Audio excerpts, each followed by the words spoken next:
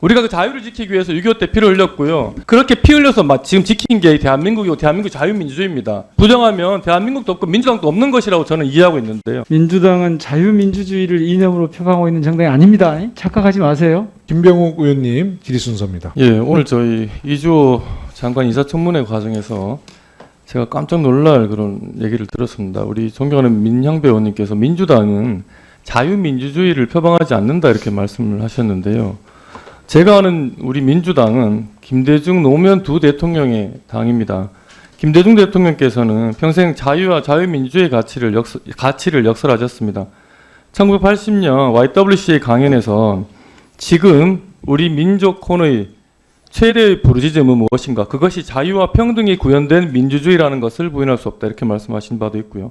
99년 대통령이 되시고 자유총연맹 창립 10주년 행사 연설에서 자유민주주의의 숭고한 가치를 지키고 가꾸기 위해 헌신해온 여러분의 노고에 감사와 치하의 말씀을 드린다고도 하셨고, 같은 해 6.25 기념 행사 연설에서 6.25 전쟁은 전 세계 자유민주주의 신봉자들의 신념과 용기를 일깨우는 역사적 전환점이 되었던 것이다 라고 하셨습니다. 또 노무현 대통령께서는 2002년 5월 대선 후보 토론회 자리에서 자유민주주의와 자유시장 경제는 천지개벽이 없는 한 보편적인 질서라고 다 확신하고 있다. 그래 더 이상 자유민주주의에서 언급하지 말라라고 하셨습니다. 뿐만 아니라 임시 19년도 대한민국 임시정부와 48년 대한민국 정부 수립에 있어서 결정적인 역할을 하신 대한민국 건국의 두 거인 이승만 대통령과 김구 주석 모두 대한민국의 요체를 자유다라고 누차 설파하신 바 있습니다.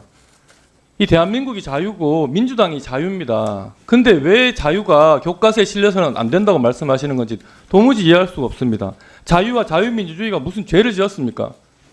우리가 그 자유를 지키기 위해서 6.25 때 피를 흘렸고요. 80년대 민주화 운동하느라 또 피를 흘렸습니다. 그렇게 피 흘려서 지금 지킨 게 대한민국이고 대한민국 자유민주주의입니다. 자유를 부정하면 대한민국도 없고 민주당도 없는 것이라고 저는 이해하고 있는데요. 우리 이주호 후보님. 네. 제가 얘기하는 데서 틀린 말이 있습니까? 도대체 네. 자유가 왜 이렇게 무슨 레드 컴플렉스도 아니고 자유의 이상 컴플렉스, 자유에 무슨 노이로제 걸린 이런 상황이 왜 일어난다고 생각하십니까? 이게 정상적이라고 생각하십니까?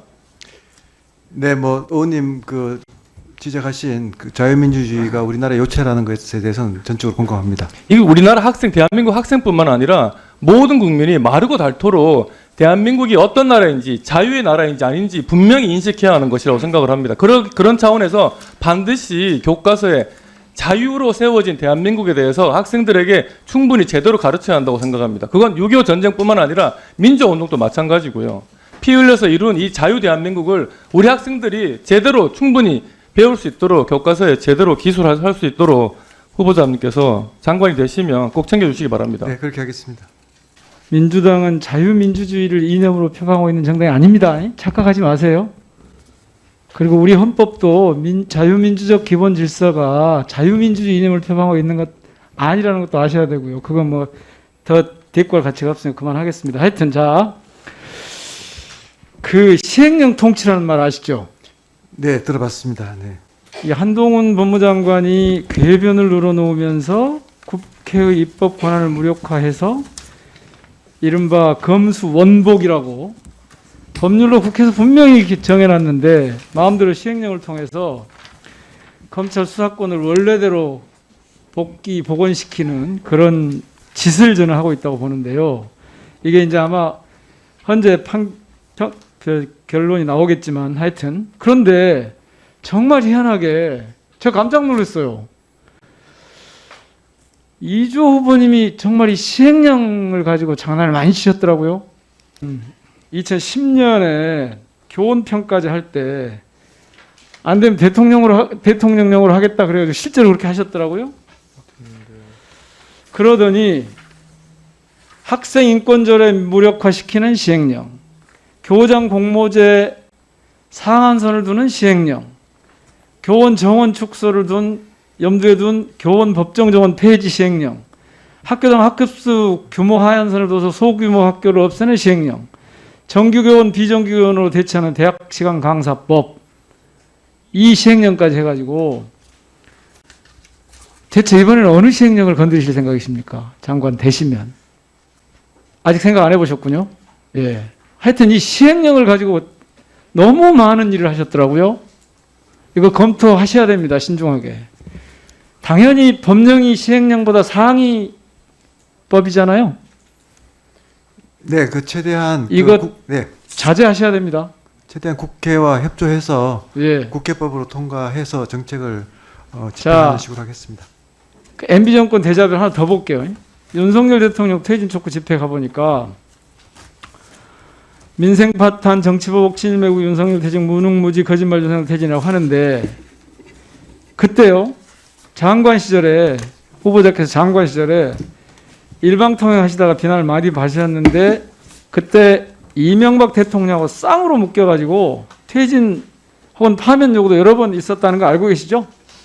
저기 한번 그림 한번 보시면 피켓의 물타기 꼼수 달인부터 시작해서 인명반대 지명철에 법을 무시하는 일방통행 시행령 등 네, 국회와의 관계도 파트너십을 항상 존중하도록 하겠습니다. 학부모님들이 그 모듈러 교실 설치에 대해서 굉장히 우려하고 있다는 건 잘 아시죠? 네, 이게 뉴스를 이제 다 봤습니다. 아이들의 네. 안전 때문인데요. 그래서 제가 이번 국정감사 때 전국의 모듈러 교실 화재 사고를 대비한 스프링클러 설치 현황에 대해서 좀 네. 파악을 했고요. 네, 네, 그 지역별 천차만별인 상황을 좀 지적을 했더니 네, 네. 부산 같은 경우 하윤수 교육감이 부산의 모든 모듈러 교실에 스프링클러 설치하겠다고 밝혔습니다. 네, 네. 뭐 좀 늦었지만 잘 된 건데요. 네. 그런데 교육부는 뭐라고 하느냐? 제가 지적한 언론 보도에 대해 보도 자료를 냈더라고요. 현재 교육시설에 스프링클러 설치는 4층 이상, 연면적 1,000제곱미터 이상에만 설치하게 돼 있다. 현재 전국 모듈러 교실들이 거기에 해당되지 않기 때문에 그러니까 한마디로 법적으로 하자 없다는 이유를 이 국민들께 설명을 했는데요. 저는 그린 스마트 스쿨 모듈러 교실 설치 등 가장 중요한 건 우리 아이들의 안전과 쾌적한 교육 환경이라 보는데요. 아이들 안전이 담보가 돼야 우리 학부모들이 안심하고 아이를 학교에 보낼 거 아닙니까? 네, 네. 근데 교육부가 법적으로 하자 없다 이런 얘기 할 게 아니라 앞으로 모듈러 교실에 대해서 최대한 어떻게 정말 과다할 정도로 안전에 대한 설비를 완벽히 갖춰야겠다고 입장을 밝혀야 되는데 법적으로 하자 없다 이런 설명을 한 게 이해가 안 가요. 네, 제가 다시 한번 말씀드리겠습니다만 존경하는 우리 김용호 의원님께서 강조해 주신 그 부분은 전적으로 공감하고요. 교육부에서도 의원님과 협의해서 꼭 추진하도록 하겠습니다. 네, 꼭 좀 그렇게 해주시고요. 네. 제가 지난 국정감사 때 인천대 설립 운영에 관한 법률상 상근감사 교육부 장관 추천받았던 그 문제 혹시 보고 받으셨어요? 아, 죄송합니다. 제가 알지를 못해요. 그 인천대학교 상근감사는 교육부 장관의 추천으로 받게 돼 있는데 네. 당시 장상윤 차관은 이 사실조차 몰랐고요. 교육부 장관이 공석인 상태에서 한 사람이 추천됐어요. 네, 네? 네. 근데 네. 장관이 공석일 때는 차관이 대행을 하는데 차관도 모르게 추천이 됐는데 그 사람이 누구냐? 윤석열 대통령 대선 후보 시절에 캠프 부대변인, 대통령직 인수위 부대변인입니다. 이런 사람이 국립대학교의 상근감사로 공정하게 업무를 수행할지도 의문이지만 만약에 장관으로 취임하시게 된다면 원래 규정에 있던 대로 장관이 새롭게 추천할 수 있습니까? 네, 의원님 이것도 제가 한번 좀 천천히 따져보도록 하겠습니다. 아니 네. 이거는 장관 없을 때 그러면 누가 이 추천을 했냐는 거예요. 안 보이는 손 있는 건데 이거 당연히 개선해야죠. 그러지 않아요? 따져보겠습니다. 아니 네. 장관이 공석이고 장관은 추천한 적이 없는데 어떻게 대통령 선거운동 했던 부대변인이 추천될 수 있냐는 거예요. 교육부는 저 한번 얘기해 보세요. 그거 누가 추천했습니까? 추천한 건 확인한 거죠. 그 추천권자가 그 장관님이 공석이었기 때문에 예 차관님이 대행에서 차관이 추천한 거 아닙니까? 예 그렇습니다. 정경희 의원님, 네 질의하십시오. 네. 아까 민주당 의원님께서 이 성과급 둔등분배 징계가 부당하다는 판결이 나왔다고 그래서 그거에 관해서 제가 좀 짚고 넘어가겠습니다. 2022년 1월에 서울행정법원에서 나온 판결 내용은 뭐냐면요. 이 재분배 행위를 금지하는 법령이 존재한다고 볼 수 없기 때문에 이 재분배 행위는 징계 사유를 구성하는 법령 위반 행위에 해당하지 않는다고 판시한 거예요. 그러니까 재분배 행위를 금지하는 게 우리 교육부 지침밖에 없지 않습니까? 법이 없어서 법 위반이 아니다라고 판시한 것이지 이게 아무런 무슨 사회적 그에 반하는 행동이라는 게 아니라는 뜻이 아니니까 법이 있어야 된다는 걸 말씀드리겠습니다. 그다음에 이제 질의하겠습니다. 이 지난 8월 말에 공개된 2022 그 개정 교육과정 시안이 많은 비판을 받았고 국민 의견 수렴 과정에서 한 7,860건의 그 의견이 쏟아진 거 장관님 후보자님 알고 계십니까? 네, 알고 있습니다. 네. 이 교육과정 개정의 그 가장 큰 문제점은 이미 여러 그 국민들께서 지적하신 것처럼 우리의 헌법 정신을 무너뜨리고 있다는 겁니다. 제가 일례를 들어보겠습니다. 이 대한민국이 48년 12월 제3차 유엔 총회에서 한반도의 유일한 합법 정부로 승인을 받았어요. 이게 유엔 결의안 제195호입니다. 그런데 2018년에 문재인 정권에서 교육과정을 만들면서 이 승인받은 사실을 빼버렸어요. 그래서 이 화면에 보십시오. 이게 유엔 결의안 195호 맨 밑에 뭐라고 써져 있냐면 이 형광 부분 보세요. The only such government in Korea라고 해서 in Korea 한반도 전체에서 유일한 정부다라고 돼 있어요. 근데 이거를 고등학교 지금 한국사 교과서 8종이 다 어떻게 쓰고 있는지 아십니까? 유엔 문서에는 들어있지도 않은 말을 끼워 넣어요. 뭐 선거가 가능했던 지역에서, 선거가 실시된 지역에서 뭐 이런 말을 끼워 넣어가지고 대한민국이 한반도의 유일한 합법정부라는 사실을 교묘하게 부정하고 있는 거죠. 그러니까 유엔 결의안을 의도적으로 왜곡하고 있는 겁니다. 이거는 역사 왜곡을 넘어서 거의 역사 날조예요. 유엔 문서를 위조했잖아요. 자, 우리 헌법은 한반도와 그 부속 도서를 대한민국의 영토로 규정하고 있습니다. 헌법상 북한은 북한 지역을 무단 점유하고 있는 반국가단체인 거죠. 그럼에도 교과서에서 대한민국이 한반도의 유일한 합법정부라는 유엔 결의안을 삭제하는 것은 결국 북한도 합법정부라는 것을 주장하기 위한 게 아니고 무엇이겠습니까? 그래서 이제 이렇게 이들 교과서가 대한민국의 정통성을 부정하고 뭐 대한민국을 태어나지 말았어야 하는 나라 뭐 이런 식으로 비판을 하고 있는 거죠. 근데 이런 교과서일수록 대한민국을 깎아내리면서 동시에 북한을 무조건 감싸고 있습니다. 그래서 북한 3대 세습 독재 체제에 대해서는 그 독재 체제 그리고 인권 유린에 대해서는 눈 감고 북한의 핵 위협과 군사 도발은 축소하고 있는 거죠. 그 후보자께서 이제 그 AI 기반에 의한 이제 교육 혁명 또 이 교육의 변화 이런 부분에 이제 관심이 많으시고 네, 네. 또 상당한 일가견을 갖고 계신 걸로 이렇게. 근데 지금 보니까 이 AI 교육에 대해서가 아마 이 그 내용과 관계없이 일단 이 흐름이 대세인 것 같습니다. 맞습니다. 네. 예, 요번에 당선된 교육감님들 이 공약을 보면 네. 제주 교육감을 빼고는 16개 교육감이 전부 AI 관련된 이 공약을 내걸었습니다. 맞습니다. 예, 내걸었고 또 이 언론을 보면 이제 미국이나 중국이나 일본이나 EU 같은 경우는 이제 인공지능이 이미 초중고 교육 과정에 포함되어 있지만 네. 우리는 아직 좀 미미한 실정 아니겠습니까? 네, 맞습니다. 그 작년 9월달에 조희연 교육감께서는 예, 구체성은 좀 보이지 않지만 모든 교과 수업은 AI 관련 교육 과정을 운영한다 이렇게 또 선언도 하셨고요. 네, 네. 예.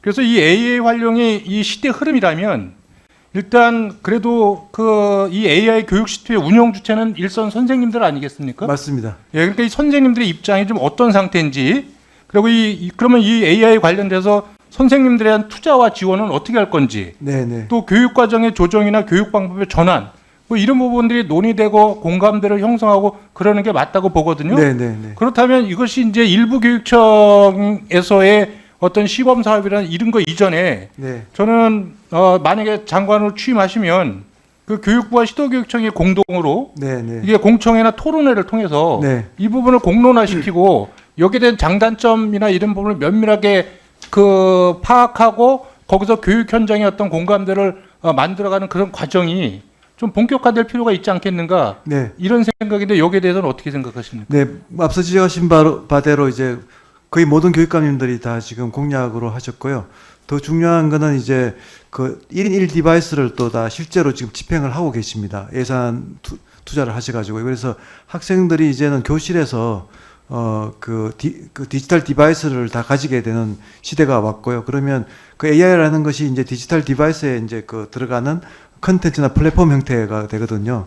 그래서 이제 그게 다 기술적으로는 되는데 앞에서 이제 강민정 의원님 또 여러 의원님들이 지적하셨듯이 이게 결국은 선생님을 도와주는 도구지 선생님의 그런 적절한 역할이나 그런 기능이 없이는 거의 무용지물에 가깝다는 뭐 저희 그 연구의 결론도 그런 거거든요. 그래서 이제 그런 부분에서 핵심은 기술이 아니고 선생님이다. 선생님들이 앞에서 또 강민정 의원님 지적하셨듯이 지금 행정 업무가 너무 과다하고 교육의 본질인 가르침에 집중을 못하고 있기 때문에 이런 그 분위기를 만들어 드리면서 또 이제 이런 AI 기기들을 잘 활용할 수 있도록 연수라든가 좋은 기회를 만들어 드리는 것이 굉장히 시급하고요.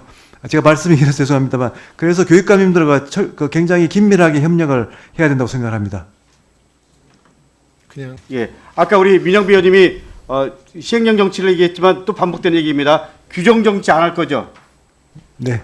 분명히 말씀드리지만 4년 7, 8개월 후에 어떤 일이 벌어질지 모르겠지만 이 부분에 대해서 장관께서 취임한다면 실행하지 않으면 4년 7, 8개월 후에 역사가 이주호 장관을 소환할 수 있습니다. 네, 의원님께서 예. 강하게 강조해 주신 그 부분은 예, 두 번째. 네, 예, 이 부분은 진짜 무겁게 받아들여야 됩니다. 무겁게 받아드리겠습니다. 네. 예, 저는 관료를 그렇게 신뢰하는 건 아니지만 적어도 대한민국이 여기까지 온 가장 큰 힘 중에 하나가 직업공무원제도라고 네, 생각합니다. 저도 공감합니다. 그것 자체를 파기하려고 하는 거는 용납이 안 됩니다. 그것만큼은 정치권도 그리고 윤석열 정부도 지켜줘야 되는 겁니다. 그래야지 대한민국 공무원들이 정치에 흔들리지 않고 자기 역할을 할 수 있는 겁니다. 그럴 수 있습니까? 네, 존경하는 강덕구 의원님께서 강조하신 점을 무겁게 받아들이겠습니다. 무겁게 만약 이게 안 되면 우리가 고발 조치를 할 수도 있습니다. 그리고 4년 7, 8개월 후에 반드시 소환할 겁니다. 지금 마에스트고